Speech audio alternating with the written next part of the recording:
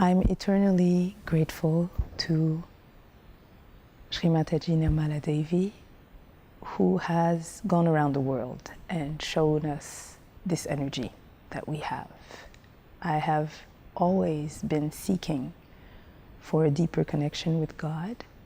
I had always felt a presence in my life, an invisible presence somehow, but I would notice the synchronicities before.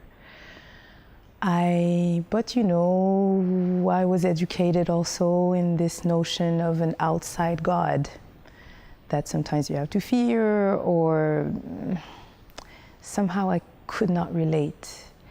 I always also heard God is in you. I wanted to believe it, but I couldn't relate. I didn't know what it meant. And I had the deep yearning to know. And that's why I'm eternally grateful to her, and I believe every person that has crossed her path and that practice Sahaja Yoga have this eternal gratefulness. This is why we have her photo everywhere, not only from gratitude, but from the wonderful energy that even the photo carries. Because she allowed me to understand what it means when they say God is within. The day I received my self-realization, as they call it, or awakening, or second birth, I had heard about all of this second birth and everything, but I couldn't understand it. That day, I really know what it meant. It was a physical feeling. It's nothing esoterical. It's much more simple truth in the sense that we are much more than what we perceive that we are, but we can't if we only perceive it through the mental. The mental is not equipped to see the bigger picture. Once you enter your divine or your spiritual dimension, which is in you, you're born with it. This is what we are made of, basically, with just the body covering it. That's how I see it. But once you enter that space of that spirit, you really understand that all of these outside limitations or these outside things are limitations, they are boundaries, and you are reborn in that sense that, oh, okay, all of this was just a form of illusion.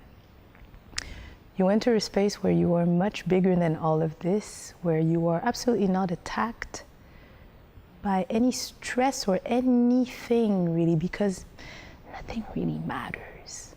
You're just this enormous moment or bundle or energy of peace, of calm, of somehow detachment from everything. You look at everything, everything's there. It's not but you're not identified with it. You're not you're not under its weight.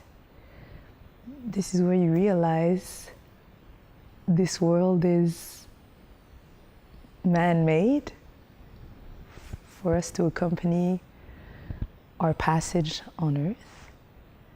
But if we could all go to that place of the bigger picture, we would see how much damage we're really doing to it, and we would just not want to do it. You enter this place of complete love. You are love. This is what you start realizing. We're just made of love. Wow. Okay. So you can't hurt any living being. It just comes naturally. And that was enormous for me. It was a liberation from that ego that I had and that we all have as human beings, but I was really stuck in mine, only seeing life as doing things to me, or I wanted to get a revenge all the time on this person that blocked my career, and that's all that I had in mind, and I could not see the bigger picture. And after that moment, it's almost as if all that had happened to me before completely disappeared. And I was just this presence. I wasn't even into the future. I didn't have to think of the future. And if I did try to get a glimpse at it, it all seemed so completely problemless, so completely free, and almost just joy and happiness. Because for me, it's like, oh, man, I can overcome this, no problem. I'm not even affected. It was tremendous, a tremendous liberation. So that's why I'm eternally grateful to her, to have shown us that we have this in us.